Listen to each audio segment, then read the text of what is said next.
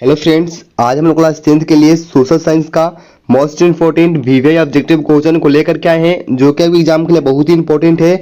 और इस बार हमारा टारगेट है कि आप सभी इस बार एग्जाम में 400 प्लस नंबर को पार करें। इतना हमारा टारगेट है। और इस वीडियो में जितने ऑब्जेक्टिव क्वेश्चन है वो सभी क्वेश्चन वीवीआई है और आपके एग्जाम के लिए बहुत ही इंपॉर्टेंट है। चलिए, आज का पहला क्वेश्चन है, स्वर्णिम चतुर्भुज महामार्ग से संबंधित नगर है। स्वर्णिम चतुर्भुज महामार्ग से संबंधित नगर कौन है? बहुत ही इंपॉर्टेंट क्वेश्चन है। अगर आप लोगों को आंसर पता होता है तो अपने आंसर को कमेंट बॉक्स में देते हुए चलेंगे, बहुत ही इंपॉर्टेंट है। इसका सही आंसर होगा आप लोगों का ऑप्शन डी। ऑप्शन डी है चेन्नई, यानी कि चेन्नई जो है यह जो है नगर है और यह स्वर्णिम चतुर्भुज महामार्ग से संबंधित है। चलिए, 2 नंबर क्वेश्चन है, भारत का सर्वाधिक विदेशी व्यापार किस मार्ग द्वारा होता है? भारत का सर्वाधिक विदेशी व्यापार जो है किस मार्ग द्वारा होता है? बहुत ही इंपॉर्टेंट क्वेश्चन है और ये एग्जाम में बहुत ही आया है। इसका सही आंसर होगा आप लोगों का ऑप्शन सी। ऑप्शन सी है समुद्री मार्ग, यानी कि भारत का जो सर्वाधिक विदेशी व्यापार होता है वह समुद्री मार्ग द्वारा ही होता है। चलिए, 3 नंबर क्वेश्चन है, पक्की सड़कों की लंबाई की दृष्टि से प्रथम स्थान पर कौन राज्य है? पक्की सड़कों की लंबाई की दृष्टि से जो है भारत में प्रथम स्थान पर कौन सा राज्य है? ये भी इंपॉर्टेंट क्वेश्चन है। इसका सही आंसर हो जाएगा आप लोगों का ऑप्शन बी। ऑप्शन बी है महाराष्ट्र, यानी कि महाराष्ट्र जो है पक्की सड़कों की लंबाई की दृष्टि से यह भारत में प्रथम स्थान पे आता है। चलिए, 4 नंबर क्वेश्चन है, नागपुर सड़क योजना के अंतर्गत सड़कों को कितने भागों में बांटा गया है? नागपुर सड़क योजना के अंतर्गत जो है सड़कों को कितने भागों में बांटा गया है? इसका सही आंसर होगा आप लोगों का ऑप्शन बी। ऑप्शन बी है 6, यानी कि नागपुर सड़क योजना के अंतर्गत जो है सड़कों को 6 भागों में बांटा गया है। चलिए, 5 नंबर क्वेश्चन है, जूट उद्योग के सबसे अधिक कारखाने कहाँ मिलते हैं? जूट उद्योग के सबसे अधिक जो कारखाने हैं वो कहाँ पे मिलते हैं? ये भी इंपॉर्टेंट क्वेश्चन है। आप लोग अपने आंसर को देते हुए चलेंगे, इससे आप लोगों को ऑब्जेक्टिव क्वेश्चन जल्दी ही याद हो जाएगा। इसका सही आंसर हो जाएगा ऑप्शन डी। ऑप्शन डी है महानदी तट पर, यानी कि जूट उद्योग के सबसे अधिक कारखाने जो है महानदी तट पर ही मिलते हैं। चलिए, 6 नंबर क्वेश्चन है, देश में कितने विशेष आर्थिक क्षेत्र विकसित हैं? देश में कितने विशेष आर्थिक क्षेत्र विकसित है? ये भी इंपॉर्टेंट क्वेश्चन है आप लोगों के लिए। इसका सही आंसर हो जाएगा आप लोगों का ऑप्शन ए। ऑप्शन ए है 10, यानी कि देश में 10 विशेष आर्थिक क्षेत्र विकसित हैं।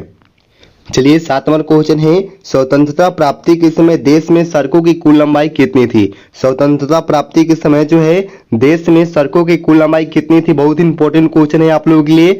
इसका सही आंसर हो जाएगा आप लोगों का ऑप्शन बी। ऑप्शन बी है 1.46 लाख किमी, यानी कि स्वतंत्रता प्राप्ति के समय जो है देश में सड़कों की कुल लंबाई 1.46 लाख किमी थी। चलिए, 8 नंबर क्वेश्चन है, निम्नलिखित में से कौन सड़कों का एक वर्ग नहीं है? निम्नलिखित में से कौन जो है सड़कों का एक वर्ग नहीं है? इसका सही आंसर होगा आप लोगों का ऑप्शन डी। ऑप्शन डी है सीमांत सड़कें, यानी कि सीमांत सड़कें जो है यह एक सड़कों का एक वर्ग नहीं है। लेकिन ऑप्शन नंबर ए है पूर्व पश्चिम गलियारा, ऑप्शन बी है एक्सप्रेस वे और ऑप्शन सी है स्वर्णिम त्रिभुज राजमार्ग। यानी कि यहाँ से क्वेश्चन आप लोग एग्जाम में आता है, ये तीनों जो है सड़कों के वर्ग हैं और ऑप्शन डी जो है यह एक सड़कों का वर्ग नहीं है।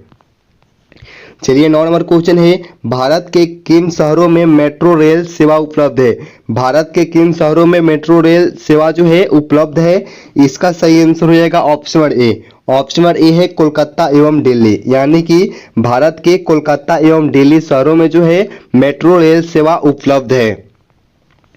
चलिए, 10 नंबर क्वेश्चन है, किस वर्ष इंडियन एयरलाइंस को इंडियन नाम दिया गया?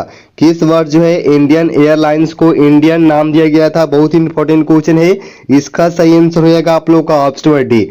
ऑप्शन डी है 2005 में, यानी कि 2005 में इंडियन एयरलाइंस को इंडियन नाम दिया गया था।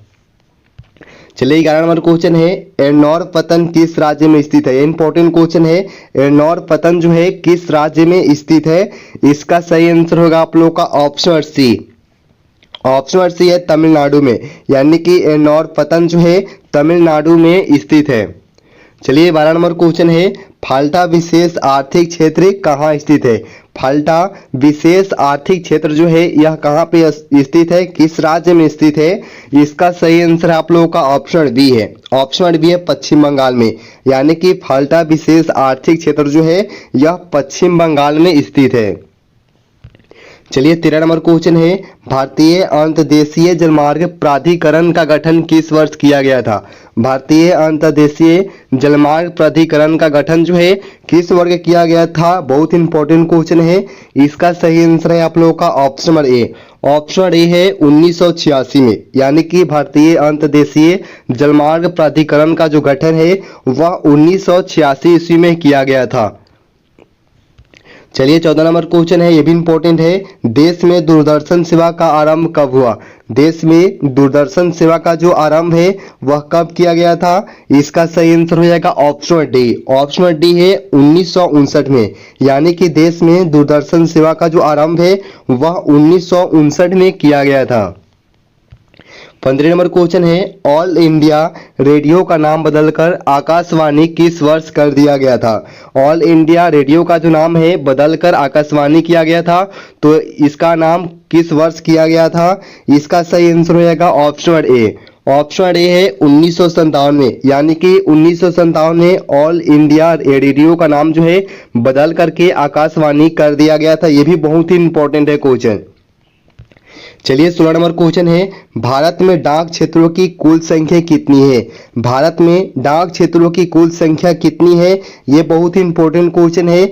इसका सही आंसर है आप लोगों का ऑप्शन डी। ऑप्शन डी है 8, यानी कि भारत में डाक क्षेत्रों की कुल संख्या कितनी है? तो 8 है। चलिए 17 नंबर क्वेश्चन है, भारतीय अंतर्देशीय जलमार्ग प्राधिकरण किस वर्ष अस्तित्व में आया? भारतीय अंतर्देशीय जलमार्ग प्राधिकरण जो है किस वर्ष अस्तित्व में आया था? इसका सही आंसर हो जाएगा ऑप्शन डी। ऑप्शन डी है 1986 में, यानी कि 1986 में जो है भारतीय अंतर्देशीय जलमार्ग प्राधिकरण जो है वह अस्तित्व में आया था। चलिए 18 नंबर क्वेश्चन, भारत में कितने आकाशवाणी केंद्र हैं? ये इंपॉर्टेंट क्वेश्चन है।